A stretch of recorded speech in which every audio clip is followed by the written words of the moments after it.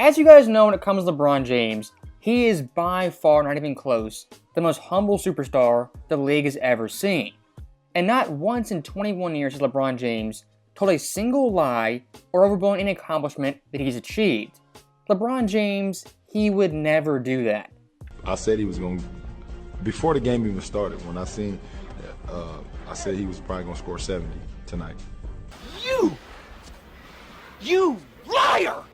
And when it came to All-Star Weekend, whether it was the dunk contest, the actual All-Star game, it was a complete turd and a zero. But LeBron James, per usual, saved the entire weekend. As when asked by a reporter if he'd have a retirement tour, LeBron gave this response. I also don't know if I will. I was asked this question a couple of days ago. Will you kind of take the farewell tour, or will you kind of just Tim Duncan it? I'm 50-50. I don't believe you. So of course LeBron James, being the most humble superstar of all time, never telling a single lie. In this clip, I expected nothing less. Now, getting real for a second, there's not a human being alive who thinks LeBron James wouldn't demand a farewell tour. And him kind of pondering the idea, 50-50, 1 foot in, 1 foot out. Who actually believes that? That is LeBron's most laughable lie of the entire season.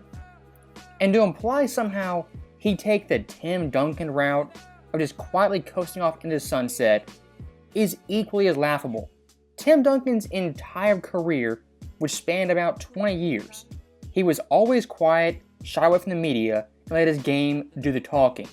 LeBron, of course, like Duncan, is a great player. But when it comes to his game doing the talking for him, that's not how LeBron James rolls.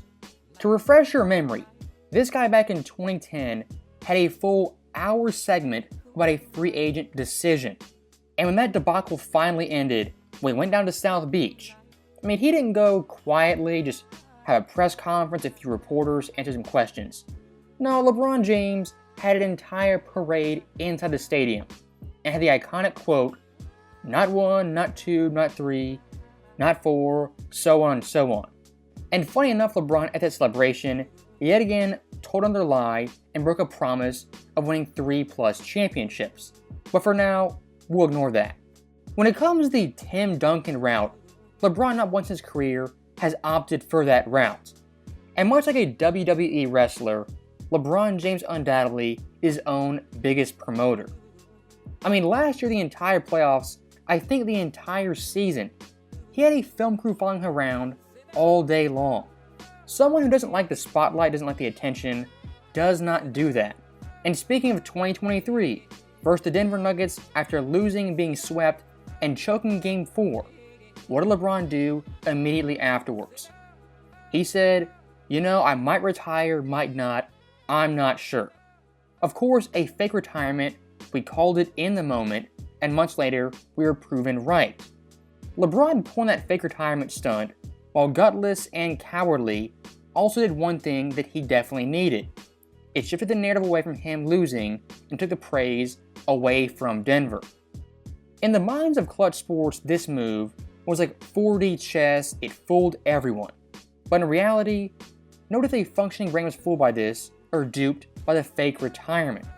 If you don't crave the spotlight, want attention, want praise, you don't 1, fake a retirement, 2, have a film crew in the playoffs, and lastly, have cryptic tweets, emojis, and messages every trade deadline of your career. And look, as big a lie as that was, LeBron's biggest lie, most comical statement was the following. But the other side of, I've never been that great with accepting praise. The idea of LeBron James of all people, hasn't been good at quote-unquote accepting praise is the biggest lie in human history. LeBron not only loves praise, but him and Clutch Sports will go out of the way to demand your praise. If you call LeBron James not the greatest of all time, Clutch Sports and himself will take that as disrespect, as you don't crown him as the #1 guy, you're somehow dissing him and downplaying his quote-unquote greatness. I mean, Stephen A. Smith numerous times has confirmed this with Rich Paul. If Stephen A. Smith, ESPN, prominent news guys don't call LeBron James the GOAT, they get iced out and kicked to the curb, as Clutch Sports only tolerates 100% approval of their boss. And the iconic line, "I've never been good accepting praise." Think about that.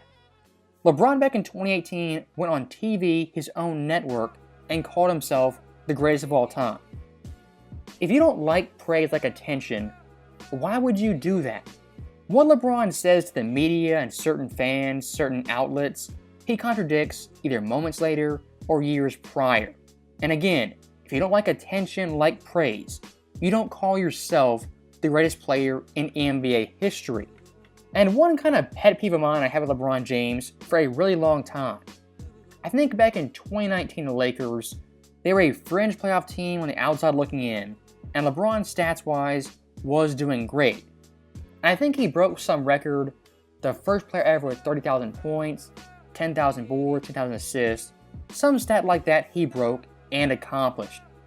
Now, of course, LA being the dumpster of the Western Conference, LeBron still posted his own stats and bragged about himself. Like I said earlier, LeBron James is his own biggest self-promoter. And one more cringe thing he does is that stupid crown celebration, crowning himself 24/7, win, lose, doesn't matter. LeBron always is crowning himself. LeBron at this point isn't the greatest player of all time, but in terms of self-promotion, self-adulation, is indeed the best the NBA has ever seen. And cutting through all the BS, getting to the bottom line. If LeBron himself wants a retirement tour, he 1000% is gonna get one. Don't doubt that. But to act all fake humble, might not do it, maybe so, I'm Tim Duncan 2.0, I don't know guys, I might not want it.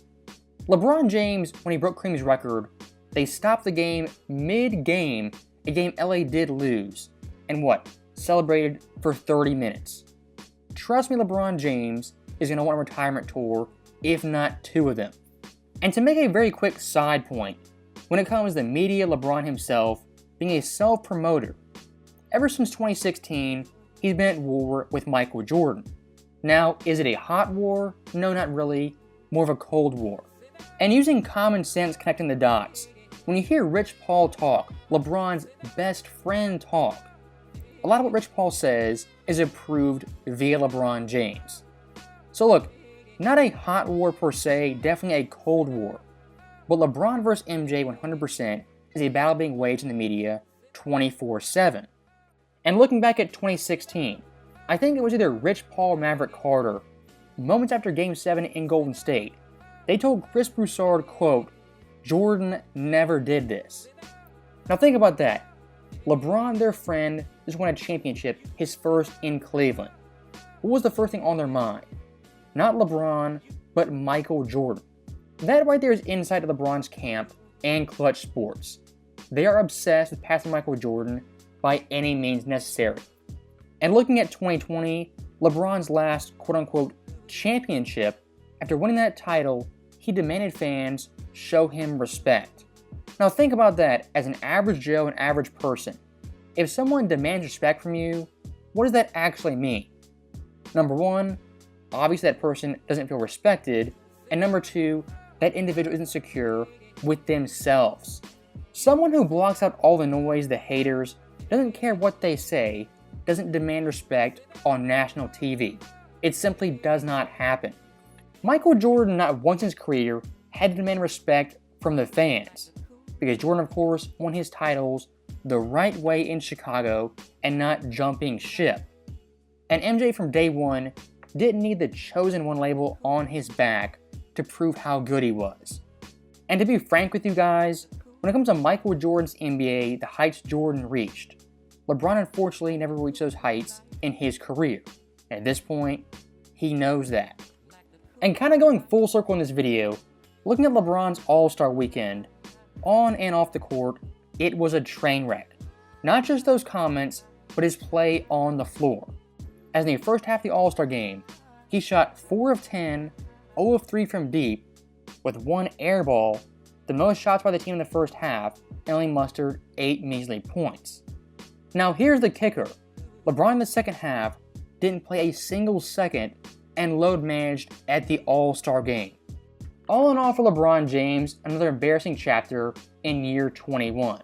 And I think a lot of fans at this point are tired of the nonsense, the BS, the flat-out lies, and the narratives. So, as always, thank you guys for watching. Hope you enjoyed it. I'll see you next time.